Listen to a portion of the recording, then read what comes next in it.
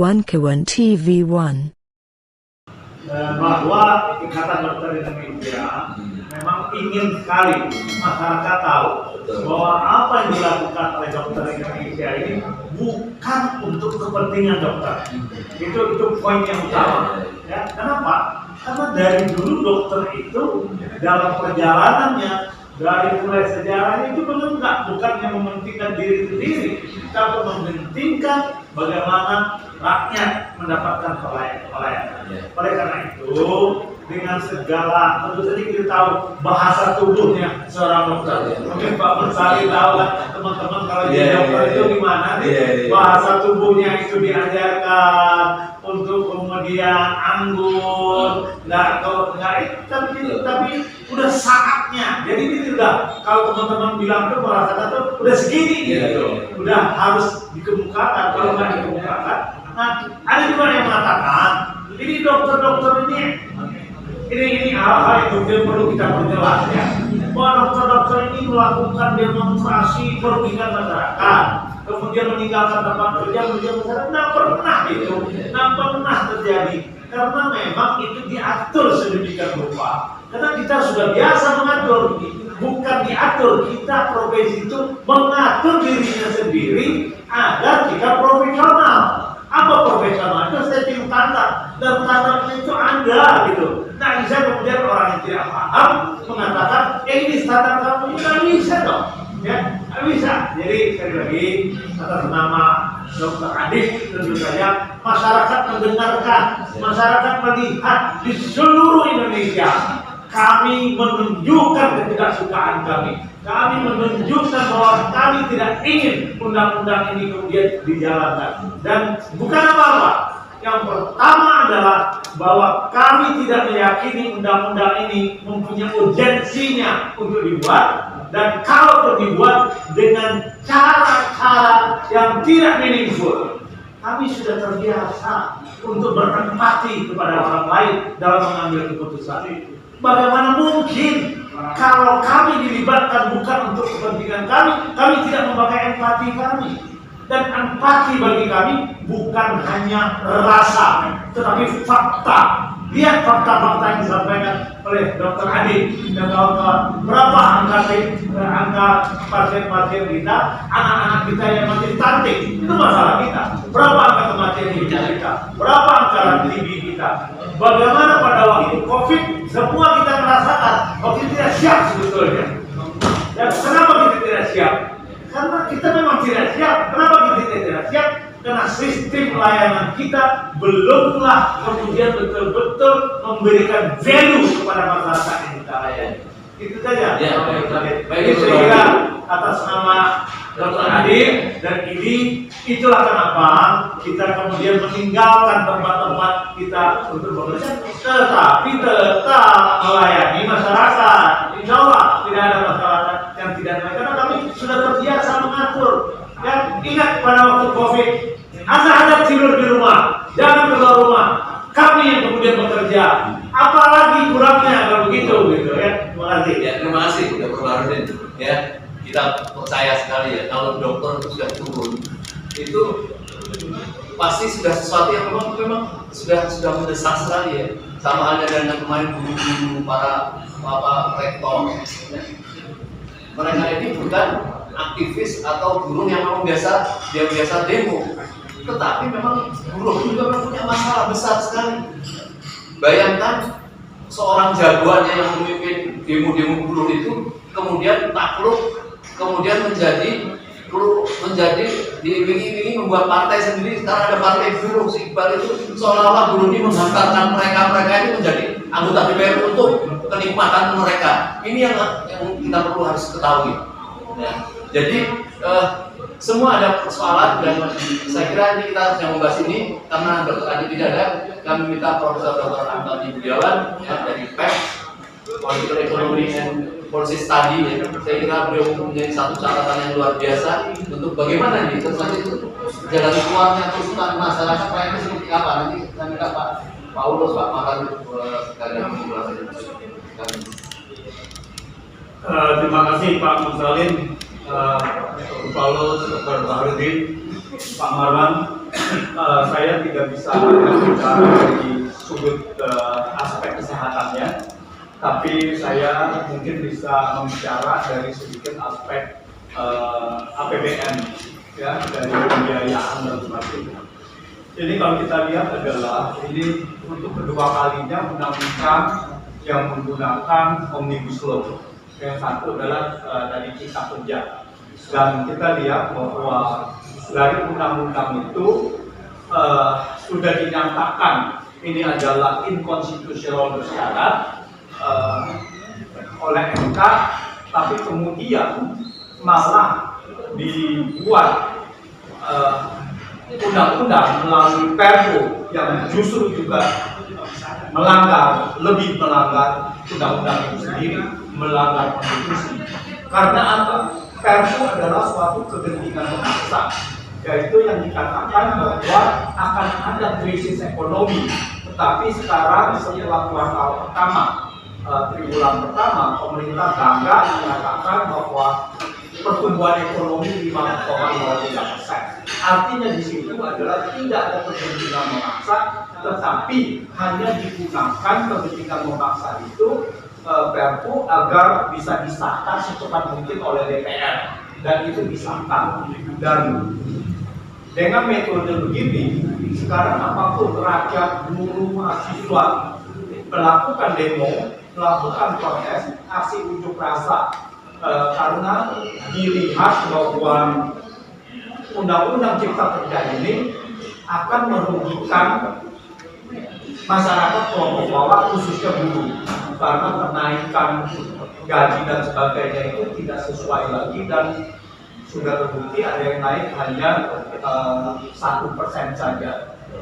Nah, ini akan mengurangi kesejahteraan buruh. Tetapi pemerintah sepertinya sudah tidak peduli lagi, karena siapa yang bisa menahan pemerintah? Dan kita khawatirkan juga dengan dokter-dokter sekarang turun ke jalan, dan mereka juga hanya melihat, ya sebentar lagi juga Anda akan kembali dan undang-undang ini akan tetap diberlakukan. Jadi kalau kita lihat dari undang-undang ini, yang pertama adalah lihat dari konstitusi itu bagaimana. Jadi tadi sudah disebutkan bahwa pertama adalah anggaran untuk kesehatan ini adalah tidak dinyatakan secara eksplisit lagi di dalam undang-undang yang harusnya seperti undang-undang atau pendidikan ya, yang diharapkan 20%, even 10% pun sekarang ini dihilangkan. Jadi bagaimana pembiayaan begini dan apa dampaknya terhadap masyarakat yang untuk mendapatkan akses layanan kesehatan. Nah, apakah nanti dengan tidak ada pembiayaan yang tidak disebutkan eksplisit di dalam APBN, apakah nanti iuran itu akan dibebankan kepada masyarakat, dan bagaimana nasib masyarakat yang tidak bisa membayar iuran tersebut? Karena kalau kita lihat adalah sudah ada beberapa upaya sebelumnya bahwa iuran ini dibikin sedemikian rupa pemerintah tidak melihat lagi bahwa apakah masyarakat mampu atau tidak mampu, tetapi bahwa dengan satu paksaan bahwa kalau tidak bisa bayar maka tidak bisa mendapatkan layanan publik lainnya. Nah, itu pernah dicetuskan ya, meskipun pada saat itu banyak sekali penolakan dari masyarakat, sehingga itu tidak dijalankan. Contohnya adalah bahwa tidak bisa mendapat layanan SIM, ya, surat izin mengemudi, tidak bisa ada layanan sekolah dan sebagainya, itu dipersulit dan sebagainya. Nah, ini adalah satu pelanggaran hak asasi manusia dan hak warga negara.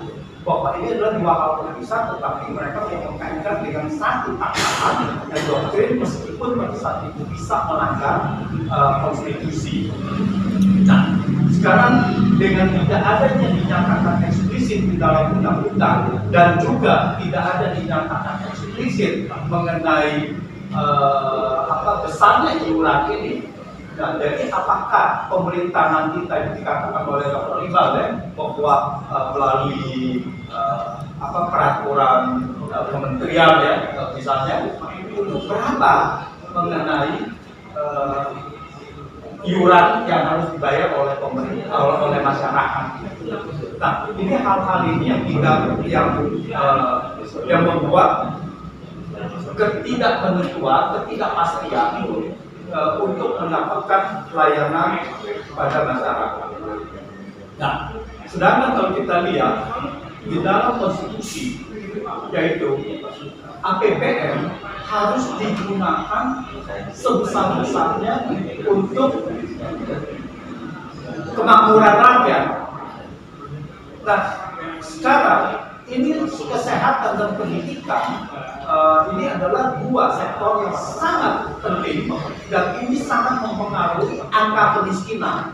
Jadi kalau di mana rakyat miskin ini tidak bisa akses kepada layanan kesehatan dan tentu saja mereka punya angka kemiskinan ini akan melonjak. Jadi ini akan sangat terkait sekali dan tidak hanya begitu saja, bagaimana nasib mereka yang tidak bisa akses kepada layanan kesehatan. Dan ini bisa juga ditengarai kepada mengaruh kepada liberalisasi pada sektor kesehatan itu sendiri, yaitu dengan alasan tadi cipta kerja, misalnya undang-undang Omnibus Law cipta kerja itu untuk mendapatkan investasi. Dan juga di sini undang-undang kesehatan tidak ada perlindungan kepada dokter dalam negeri dan sebagainya. Apakah ini juga untuk liberalisasi? Tadi dikatakan ya tidak ada persyaratan, misalkan bisa bahasa Indonesia dan sebagainya. Lain kalau kita lihat di Thailand memang rumah sakit internasional orang Thai sendiri yang bekerja yang memang mereka fasih bahasa Inggris. Jadi kita lihat gitu, bukannya orang asing di sini dan kita harus bicara asing, tetapi di sana adalah orang Indonesia, orang lokal yang untuk memberikan pelayanan yang lebih baik, mereka harus mungkin diwajibkan dari kantor rumah sakit internasional dia berbahasa Inggris. Nah, ini jangan sampai bahwa ada orang-orang ini yang kita itu tidak bisa mendapatkan akses dan ini akses hanya untuk liberalisasi sektor kesehatan, pelayanan kesehatan, rumah sakit untuk investasi asing. Setidak-tidaknya kita tahu bahwa orang Indonesia di sini kalau kita lihat layanan rumah sakit dibandingkan dengan Malaysia itu adalah Indonesia ini salah satu memang yang cukup mahal begini. Dan ini adalah untuk layanan rumah sakit yang kelas atas. Nah, jangan sampai ini yang kelas atas tapi mengabaikan yang kelas bawah ini. Justru inilah yang harus dilakukan. Nah, saya rasa itu pembiayaan kesehatan ini dikhawatirkan akan semakin mahal sehingga akses untuk ke sana itu akan semakin sulit. Jadi udah. Dan yang kedua adalah sektor mengenai farmasi ya. Dan kita tahu bahwa obatan di Indonesia ini sebetulnya sangat mahal sekali, jauh lebih mahal dari obat-obatan yang ada di Malaysia. Sebetulnya ini yang harus diregulasi gitu. Bagaimana obat-obatan di Indonesia terjangkau oleh masyarakat umum gitu. Dan ini saya rasa untuk dari aspek itu demikian.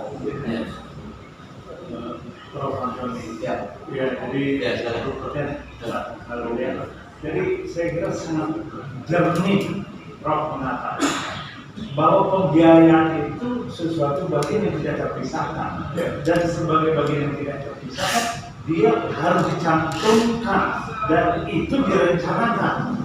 Ini dari sisi seorang public health. Berapa anak lahir 1 tahun? Dan anak yang lahir 1 tahun itu memerlukan imunisasi. Dan imunisasi itu kan bukan hanya sekali. Jadi itu harus direncanakan. Itu akan tentu saja itu memerlukan adanya pembiayaan. Ini hal kecil ya Prof ya.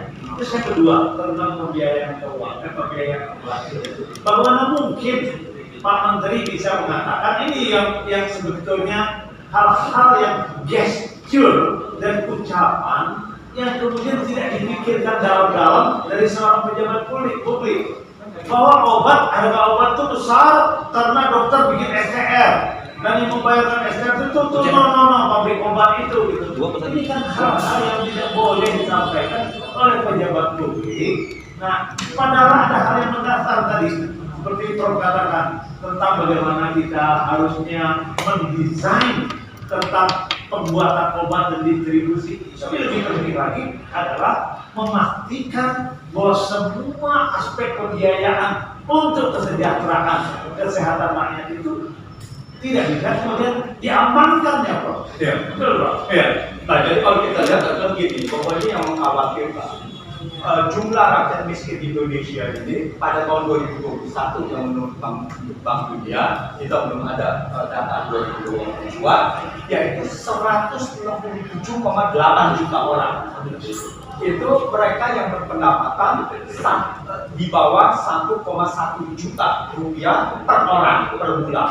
Jadi sangat rendah sekali. Jadi bayangkan kalau mereka itu hanya segitu pendapatannya, lalu dibebani dengan yang tadi ya, bahwa ada bayi yang imunisasi, vaksinasi dan sebagainya, itu kalau tidak diatur, tidak dianggarkan, maka mereka kemungkinan besar orang-orang ini tidak akan ke puskesmas, tidak akan mendapatkan layanan akses kesehatan itu. Jadi ini adalah tanggung jawab pemerintah yang harus dijalankan di dalam undang-undang dan juga dikaitkan dengan yang tadi konstitusi kita, bahwa fakir miskin itu harus dipelihara oleh negara. Salah satu dipelihara oleh negara adalah bukan hanya bahwa minimum salarisnya itu harus ditanggung, harus diberikan atau dikasih rumah, tetapi juga layanan kesehatan ini sektor yang sangat penting bagi masyarakat kelompok bawah gitu.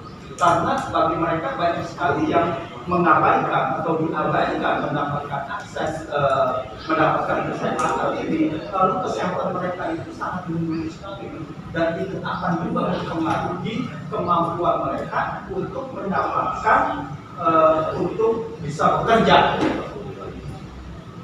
Nah, saya rasa ini yang harus juga ya bagaimana bahwa undang-undang kesehatan ini harus dicakup itu semuanya agar dapat membiayai rakyat-rakyat kelompok bawah ini. Jadi intinya perlu mengingatkan ada biaya kesehatan, tapi ada juga perasaan bersama social protection. Ya. Dan ini kemudian harus sangat clear, harus sangat jelas. Begitu ya Prof. Dan kalau kita lihat di rancang undang-undang sekarang, BPJS itu kan social protection. Kemudian Kementerian Kesehatan adalah kementerian yang mengupayakan agar masyarakat sehat. Nah ini kan dua-duanya itu nggak bisa kemudian campur aduk gitu. Apalagi kalau ada kita dengar belum ada kejelasan apakah tadi social protection itu juga ditarik ke Kementerian Kesehatan. Ini permasalahannya. Baik, saya ya baru seandainya itu belum tahu pasti ya, apakah itu di bawah kesehatan atau memang di bawah ya presiden itu tadi. Ya, saya kira luar biasa yang disampaikan ini yang kita bahas tadi. Kita membongkar area abu-abu ini, artinya tadi yang harus ditegaskan Pak Antoni ini, misalnya tentang pembayaran kewajiban BPJS.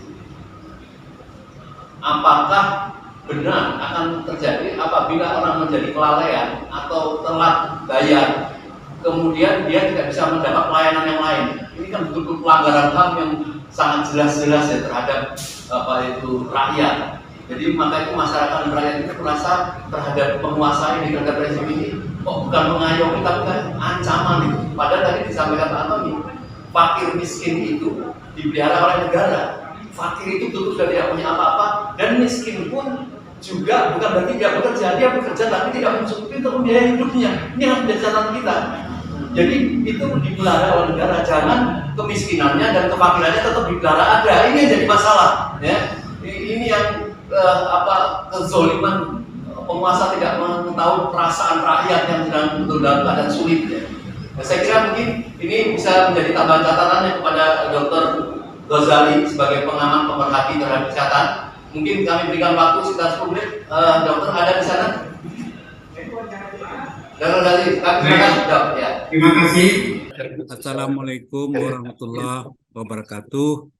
Saya mengikuti semua pembicaraan ini dan sudah cukup komprehensif dibahas dari berbagai aspek. Saya mencoba mencatatnya ada 6 poin penting yang bisa kita tarik dari pembicaraan kita. Pertama, kita harus melihat negara ini hadir, bangsa ini ada sesuai dengan konstitusi adalah untuk mewujudkan welfare state. Welfare state itu disanggah oleh tiang utama, yaitu tiang kesejahteraan, kesehatan, dan pendidikan. Dalam perjalanan kita sekarang ini, ketiga tiang ini kita merasakan bukan berupaya untuk diperkokoh, tapi mau dirubuhkan. Kenapa saya katakan demikian? Karena berbagai fakta yang kita lihat. Pertama, dalam bidang kesejahteraan, ya, fakir miskin tadi sudah disinggung. Sekarang ini Presiden mencabut, ya, menghapuskan Direktur Jenderal, ya, Pelayanan Fakir Miskin atau Direktur Jenderal Pembinaan Fakir Miskin di Kementerian Sosial. Dulu penanganan fakir miskin ditangani oleh satu Direktur Jenderal dengan beberapa direktur, sekarang itu dihapus. Ya, oleh Risma itu dihapus. Tidak ada lagi direktorat yang menangani fakir miskin. Yang ada itu Direktur Jenderal yang menangani bantuan sosial, bansos. Karena kalau bansos ini lebih mudah, ya, siapa yang mengajukan proposal, minta siapapun dia, apakah dia miskin atau tidak, bisa dibantu. Di sini bermain politik. Tapi kalau undang-undang fakir miskin, undang 13 2011 itu tidak bisa. By name by address harus ada. Nah, ini salah satu. Yang kedua, pendidikan. Beberapa waktu lalu kita sudah mencermati ada upaya untuk merubah undang-undang pendidikan.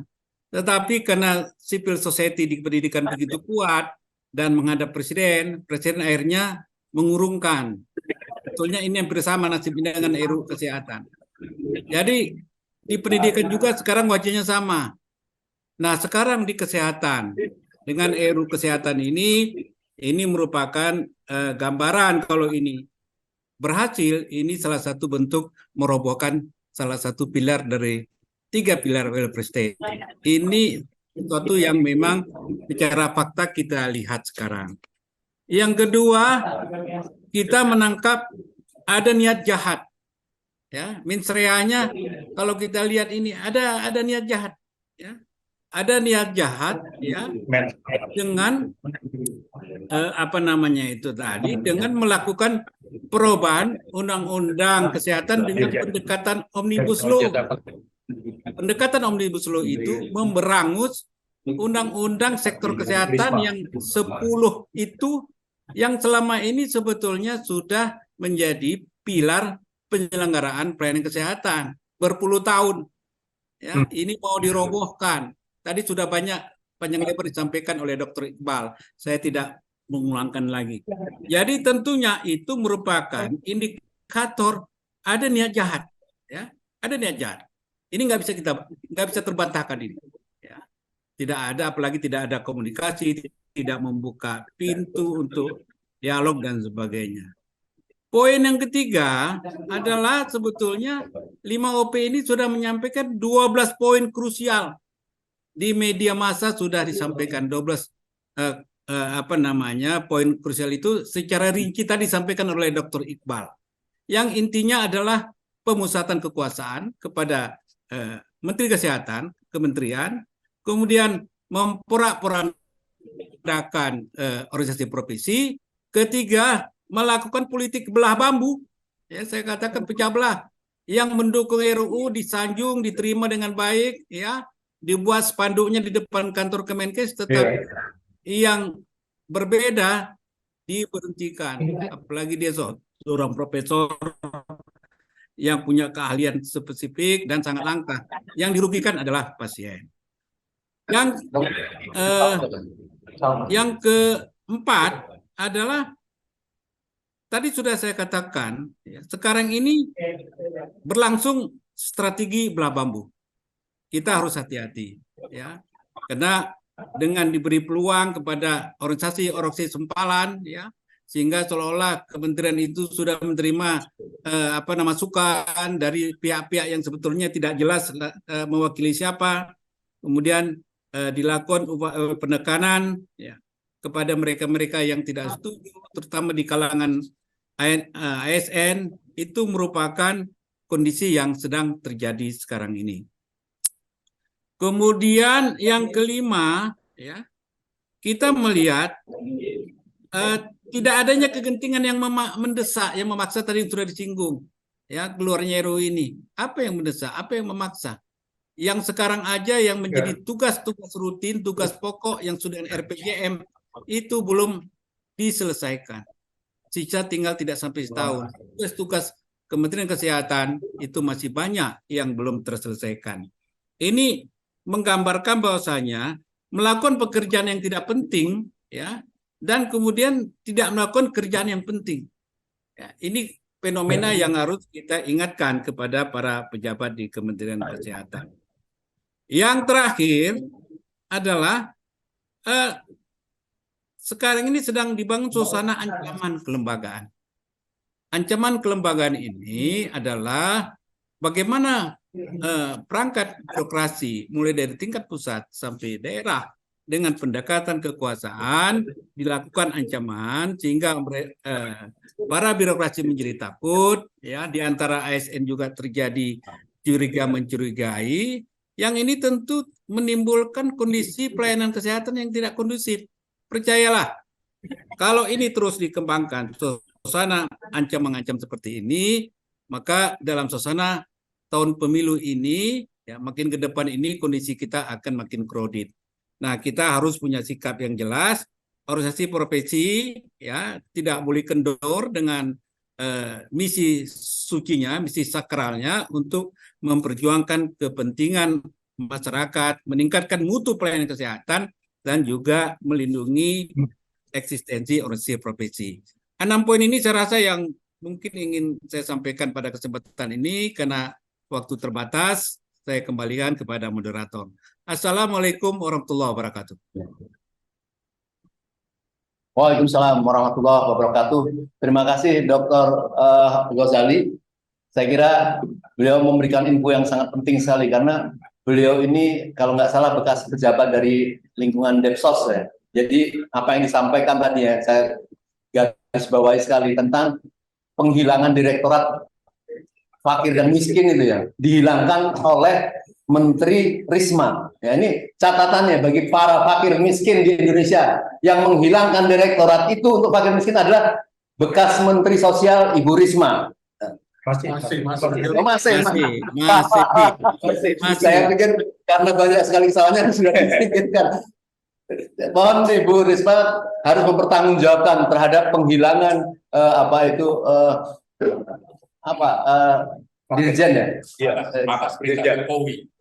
Nah, tentu saja tidak mungkin beliau semena-mena melakukan kalau tidak ada yang memerintahkan, ya. Jadi luar biasa, kasihan rakyat kita ini menghadapi penguasa ini seperti kayak menghadapi suatu tadi yang disampaikan beliau itu dengan cara imperialisme, ya, politik bejah bambu untuk supaya tidak ada perlawanan, semua organisasi dipecah. Tadi disampaikan oleh dari IDI tadi, bagaimana IDI tidak dilibatkan, dipecah dengan organisasi yang lain. Nah, saya kira mungkin itu yang paling penting. Karena waktunya terbatas, kita akan minta closing statement, ya, dari boleh yang berikan nanti dari Pak Marwan itu, ya. Ya, silakan. Saya kira Ghazali Situmorang, selain guru, dia juga mantan daripada DJSN. Dan beliau tahu bagaimana ada undang-undang SDSN dan bagaimana situasinya kalau undang-undang SDSN yang dibuat sengaja untuk social protection itu kemudian dilebur menjadi satu kesatuan yang kemudian Jadi kalau ada spesies, ada genus, ya, ada spesies genus, kemudian digabungin kita mau lihatnya seperti apa? Jadi barangkali itu yang ditanyakan ke Pak ini agar paham. Tadinya negara mau memperbaikinya lewat instruksi presiden. Ada instruksi kepada Menteri Dalam Negeri, instruksi Menteri Keuangan, agar uang yang dipakai untuk pembiayaan sosial protection BPJS itu betul-betul bisa mencukupi karena jumlahnya makin besar. Kita jumlahnya besar, tapi kualitinya seperti apa? Ini kan permasalahan. Jadi saya kira beliau ini orang gudang ilmunya ini, dan masyarakat perlu mendengar ini, walaupun tidak lama, agar masyarakat tahu kenapa kok kita harus hati-hati dengan, harus sangat aware, harus sangat waspada terhadap perubahan undang-undang yang dulu juga disepakati rakyat kan undang-undang itu, bukan nggak disepakati rakyat undang-undang itu. Silakan Pak. Begini, Bang Silakan Pak, dari 3 menit. Ya, gini. Ya. Saya tadi tidak menyinggung itu karena dari Prof. Anton tadi sudah cukup membedah soal keuangan ya. Tapi saya ingin juga untuk kita sharing beberapa menit ya. Memang sebetulnya Undang-Undang Nomor 26 tahun 2009 itu Undang-Undang Kesehatan kan ada perintah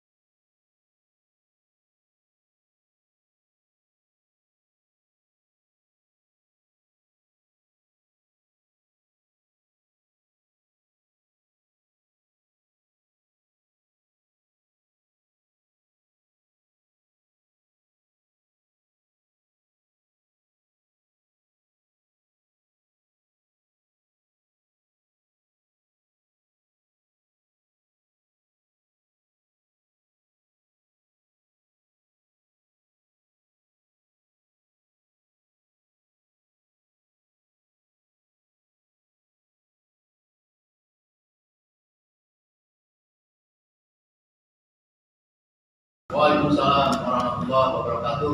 Terima kasih Dr. Ghazali. Saya kira beliau memberikan info yang sangat penting sekali karena beliau ini kalau nggak salah bekas pejabat dari lingkungan Densos. Jadi apa yang disampaikan tadi yang saya garis bawahi sekali tentang penghilangan direktorat fakir dan miskin itu dihilangkan oleh Menteri Risma. Bahwa Ibu Risma harus mempertanggungjawabkan terhadap penghilangan dirjen. Nah, tentu saja tidak mungkin beliau semena-mena melakukan kalau tidak ada yang memerintahkan. Jadi luar biasa. Kasihan rakyat kita ini menghadapi penguasa ini seperti saya menghadapi suatu tadi yang disampaikan beliau itu dengan cara imperialisme, politik pecah bambu untuk supaya tidak ada perlawanan. Semua organisasi besar tadi disampaikan oleh dari IGI tadi bagaimana IGI tidak dilibatkan dipecah dengan organisasi yang lain. Nah, saya kira mungkin itu yang paling penting karena waktunya terbatas. Kita akan minta closing statement ya dari yang berikan nanti dari Pak Maman dulu ya. Boleh ya sana. Saya kira Gandari Situmorang, selain guru, dia juga mantan daripada DJSN. Dan beliau tahu bagaimana ada undang-undang SDSN dan bagaimana situasinya kalau undang-undang SDSN yang dibuat sengaja untuk social protection itu kemudian dilebur menjadi satu kesatuan yang kemudian jadi kalau ada spesies, ada genus itu, ya, ada spesies kemudian digabungin kita mau lihatnya seperti apa. Jadi barangkali itu ditanyakan ke Pak Presiden agar anda paham. Tadinya negara mau memperbaikinya lewat institusi presiden. Ada instruksi oleh Menteri Dalam Negeri, instruksi Menteri Keuangan agar uang yang dipakai untuk pembiayaan social protection BPJS itu betul-betul bisa mencukupi karena jumlahnya makin besar. Kita jumlahnya besar, tapi kualitinya seperti apa? Ini kan permasalahan. Jadi saya kira beliau ini orang gudang ilmunya ini dan masyarakat perlu mendengar ini walaupun tidak lama agar masyarakat tahu kenapa kok kita harus hati-hati dengan harus sangat aware, harus sangat waspada terhadap perubahan undang-undang yang dulu juga disepakati rakyat dan undang-undang itu bukan nggak disepakati rakyat undang-undang itu. Baik, karena waktu yang terbatas kami minta konsisten dari para tokoh yang ada. Tapi intinya kalau bisa harus apa usulan melihat keadaan seperti ini mau diapa kalau bicara masalah. Saya kira memang negara ini dalam keadaan masalah dari bawah sampai ke atas masalah semua.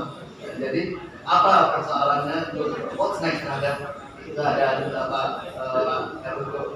kesehatan ini untuk diperbaiki dengan usaha seperti apa? Tapi saya Pak Maman. Baik, terima kasih Om Lim. Ada dua hal penting ya, bahwa kita mencatat ada sejumlah undang-undang penting yang dibahas bertahun-tahun secara terbuka melibatkan rakyat dan organisasi terkait, sektor-sektor terkait dan konsisten dengan Undang-Undang Dasar 1945. Misalnya Undang-Undang Minerba itu dibahas 4 tahun, ya. Lalu berhasil. Lalu tadi disebutkan tentang Undang-Undang SDSN, Undang-Undang BPJS, Undang-Undang Sistem Pendidikan Nasional. Ini pembahasannya lama, melibatkan rakyat secara terbuka dan partisipatif, tapi melalui kelakuan yang sifatnya kejahatan sistemik oleh pemerintah dan DPR ini. Undang-undang yang sudah dibahas begitu lama ingin dirampok ya hak rakyatnya demi kepentingan oligarki. Itulah faktanya. Mereka bahas tertutup.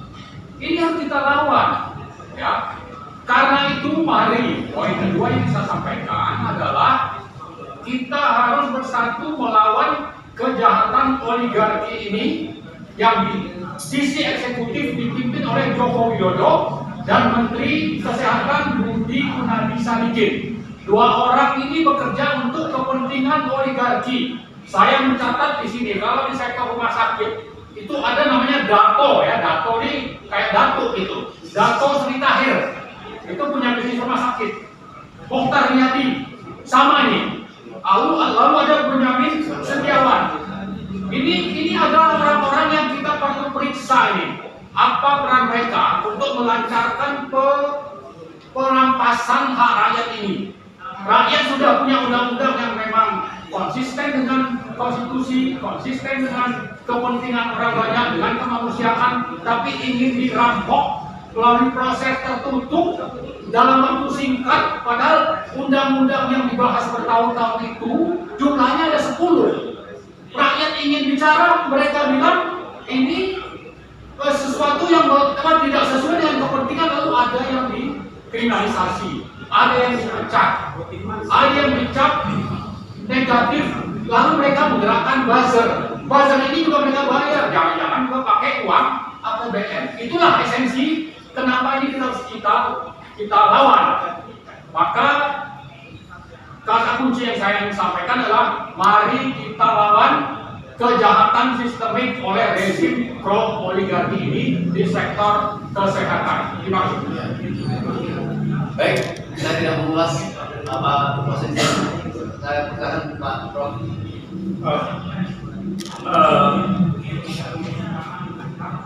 Ini tadi sudah dikatakan bahwa undang-undang ini, apalagi undang-undang kesehatan, ini jangan dibuat seperti mainan begitu. Apalagi apa yang disampaikan Pak Marwan itu sangat tepat. Jadi apalagi ini kalau kita lihat pemerintahan sudah bulan Februari akan datang, sudah akan ada pemilu, sudah akan ada ganti rezim dan sebagainya gitu. Jadi undang-undang yang sepenting ini biarkanlah pemerintahan yang akan datang yang melakukannya gitu. Jangan sampai bahwa ini dipaksakan dan merugikan rakyat banyak. Jadi ya itu aja imbauannya, bahwa sebaiknya undang-undang ini ditarik dan dibatalkan untuk dibahas di kemudian hari oleh mereka yang lebih, ya saya menyebutnya lebih berkompeten dalam arti moral dan sebagainya gitu. Ya demikian. Ya, kalau ini saya tertarik untuk menggarisbawahi ini. Jadi di baiknya nanti akan baru dibuat oleh presiden yang akan datang. Kalau sekarang sama saja sebagaimana orang untuk perubahan kemudian Panglima kembali kepada aslinya, nanti aja dibahas presiden yang akan datang. Baik, saya kira mungkin Dr. Paulus sih kamu silakan. Oke, saya melihat gini, di bidang kesehatan sebenarnya itu banyak permasalahan-permasalahan yang kalau dilihat di RUU ini sama sekali tidak tersentuh. Misalnya kita belum lama COVID, bagaimana kalau di masa depan ada pandemi misalnya, kita tidak pernah membangun ketahanan kesehatan. Lalu masalah stunting, masalah TBC paru-paru, penyakit katastrofik lainnya, itu semua permasalahan dan yang mungkin perubahan bisa banyak, kematian ibu dan bayi itu mengerikan di Indonesia. Dan kalau dilihat RUU ini sama sekali tidak menyentuh permasalahan itu, malah yang disentuh adalah hal-hal yang sudah baik atau yang relatif sudah berjalan, itu yang malah diobrak-abrik. Tadi sudah banyak dibahas BPJS dan lain sebagainya.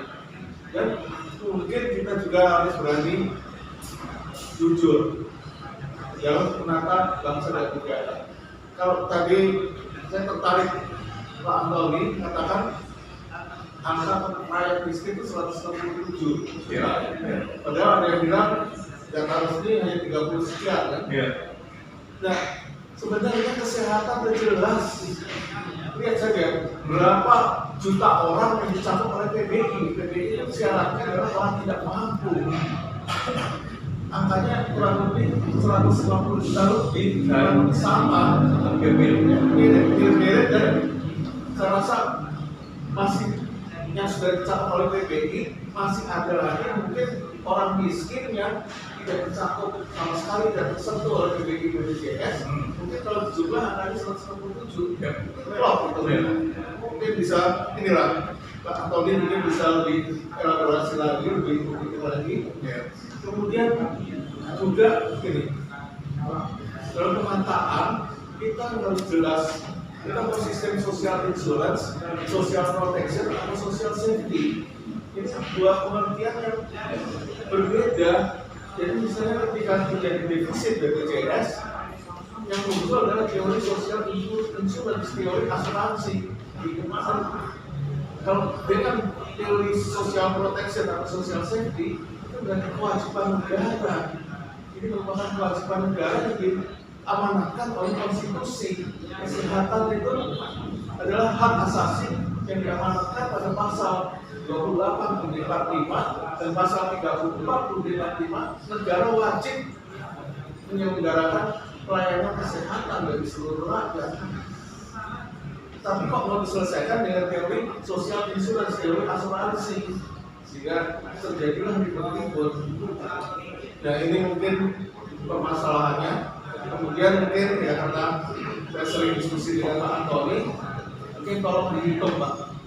Kalau dibilang investasi, mungkin perlu dihitung $1 yang masuk ke Indonesia dalam investasi di bidang kesehatan, berapa dolar yang akan keluar lagi sebagai keuntungan, sebagai gaji, sebagai institutional freedom. Jangan-jangan sekarang dibilang orang Indonesia berobat keluar negeri menghabiskan 165 triliun.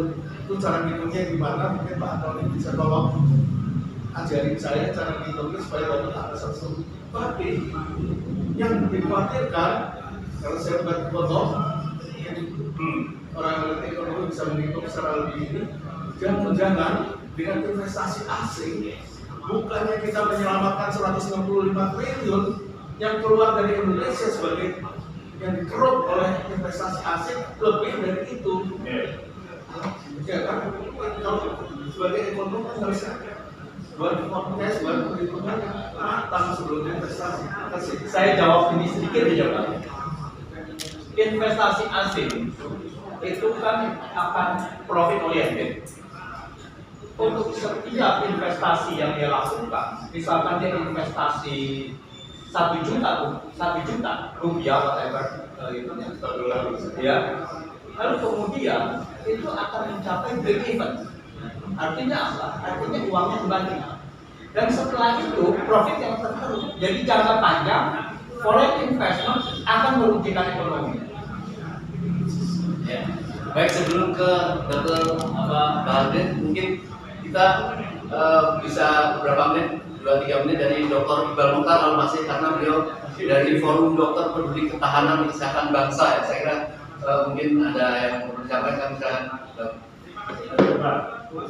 Baik, terima kasih. Kalau menurut saya sebenarnya merasa kasihan dengan teman-teman yang ada di Kementerian Kesehatan. Kenapa? Karena sebenarnya mereka memiliki banyak tugas yang sebenarnya belum terselesaikan.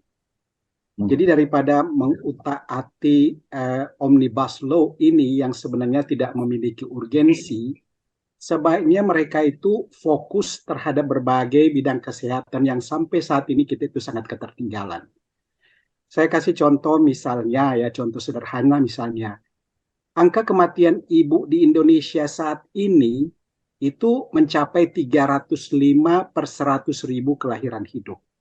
Padahal di Malaysia itu cuma 29 per 100.000 kelahiran hidup. Dan di Singapura itu cuma 8 per 100.000 kelahiran hidup. Jadi bayangkan kita dibandingkan aja dengan Malaysia itu lebih 10 kali lipat lebih tinggi. Dan ini adalah persoalan krusial yang hingga saat ini belum pernah diselesaikan oleh Kemenkes. Bagaimana dengan kematian bayi? Kematian bayi di Indonesia saat ini 24 mati bayi setiap 1.000 kelahiran hidup. Padahal di Malaysia cuma 7 dan di Singapura itu cuma 2 per 1.000 kelahiran hidup. Ini sebenarnya merupakan tugas-tugas dari Kementerian Kesehatan yang mereka harus tuntaskan dalam 1 tahun ke depan ini. Kita ini hanya memiliki sekitar 12-15 bulan ke depan sebelum pergantian pemerintahan. Alangkah baiknya kalau pemerintah itu saat ini Kementerian Kesehatan berusaha meningkatkan profil kesehatan negeri ini gitu. Sehingga kalau Pak Budi Sadikin ini selesai menjadi menteri, paling tidak ada sebuah legasi yang dia tinggalkan. Bahwa dia bisa memperbaiki angka kematian ibu, angka kematian bayi at least. Yang sekarang ini dia mengurus undang-undang yang sebenarnya tidak memiliki urgensi untuk segera dilakukan pada saat ini. Saya menyarankan bahwa sebaiknya Menteri Kesehatan fokus terhadap urusannya yang sebenarnya sangat banyak yang belum terselesaikan. Perbaiki angka kematian bayi, perbaiki angka kematian ibu. Tuberkulosis kita di Indonesia ini urutan ketiga kematiannya di dunia. setiap tahun 93.000 orang meninggal karena tuberkulosis. Ini nggak pernah terselesaikan dari dulu sampai sekarang gitu. Ngapain kita mengurus undang-undang ini yang urgensinya tidak ada gitu. Dan satu hal yang menurut saya sangat penting bagi kita untuk pertimbangkan, kalau kita melihat begitu kuatnya resistensi terhadap RUU ini, saya yakin kalaupun nanti RUU ini katakanlah disahkan, itu akan mendapat tantangan selanjutnya. Akan ada proses-proses hukum dan legal selanjutnya. Akan ada upaya untuk masuk ke MK dan sebagainya. Dan ini kalaupun dipaksakan untuk dijalankan, saya yakin akan ada resistensi dari health provider. Mereka tidak akan menjalankan dengan sungguh-sungguh. Dan ujung-ujungnya ini sama dengan menggali lubang sendiri bagi Kementerian Kesehatan. Saya kira itu dari saya. Terima kasih. Saya kembalikan kepada moderator. Baik, terima kasih Dok. Pak. Jadi mau menutup juga ngeri sekali data-data yang dia sampaikan ini ya. Karena bagaimana angka kematian tadi yang disampaikan, saya khawatir banyak orang-orang awam ini mengatakan jangan-jangan Indonesia itu dijadikan apa itu negara yang dikirim penyakit karena mereka sudah menyiapkan obatnya. Kasus dalam virus ya atau makanan-makanan yang tidak ada perlindungan untuk kesehatan, kirim yang penting mereka sudah siap obatnya. Kalau seperti ini, Masya Allah, semoga kita berdua mempunyai presiden yang akan datang bertanggung jawab, yang berusaha melindungi rakyatnya. Ya, saya kira mungkin Dr. Ghazali terakhir ya Dr. mau menyampaikan. Ya. Dr. Haridin. Jadi sebetulnya saya agak geli itu gini, ya Pak Farhan ya. Selama ini kan negara atau pemerintahan itu ingin membuat citra bagus, baik di dalam negeri maupun di luar negeri gitu. Nah sekarang kalau citranya seperti sekarang, jadi ada misalnya kita melihat dari sisi World Medical Association, kita tahu ini apa sih yang dilakukan?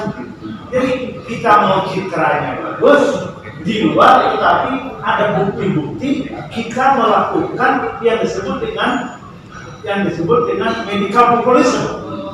Medical populism itu luar biasa buruknya gitu. Dan itu terjadi dan orang-orang tahu pada waktu COVID itu kita tidak memakai evidence. Kita itu tidak pergi ke sana, pergi ke situ, tidak perlu pakai tutup, tidak perlu. Itu medical populism. Nah ini juga sama sebetulnya seperti yang dikatakan Pak Iqbal tadi. Ada sesuatu yang tidak urgent, yang urgent tidak dikerjakan, yang tidak urgent dikerjakan. Itu kenapa? Yang kedua, saya kira sih apa rakyat tidak merasakan bahwa sayang itu bukan diucapkan, sayang itu dibuktikan dengan sesuatu pengambilan keputusan yang betul-betul bisa dirasakan oleh rakyat. Tapi kalau keputusannya diambil tiba-tiba buru-buru dan kemudian tentu apakah itu yang sayang sama rakyat sebetulnya? Ini saya memang mengira bahwa tujuan kita menyampaikan ini adalah agar rakyat kita paham bahwa dokter-dokter kawan-kawan itu berdemo itu karena sayang sama rakyat. Nah yang tak sayang itu siapa sebetulnya? Yang bikin sesuatu yang tidak urgent bikin urgent, yang tidak urgent bikin urgent, bikin lupakan, dan bikin pencitraan, yang kemudian pencitraan itu sesuatu yang kemudian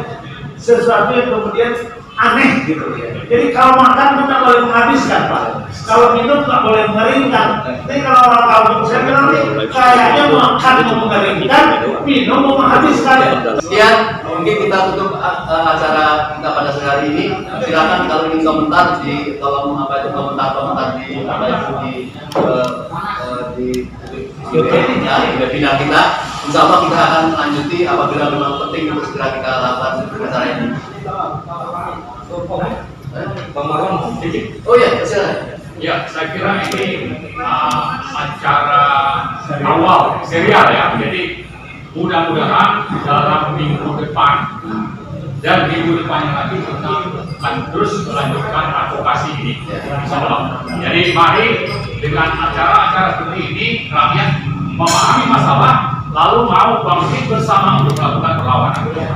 Ya baik, sudah terjawab ya. Insya Allah kita akan lakukan secara serial dan dokter-dokter yang punya rasa terhadap persoalan ini terhadap sentral ini untuk mengikutinya, ya, terutama perwakilan-perwakilan dari dokter-dokter, ya, dari dokter-dokter tentu kebanyakan bukan dari rumah sakit yang asing, yang tadi dikatakan katanya adaptasi, tidak ada itu adaptasi-adaptasian. Yang penting kita ini betul-betul dijajah dalam diri.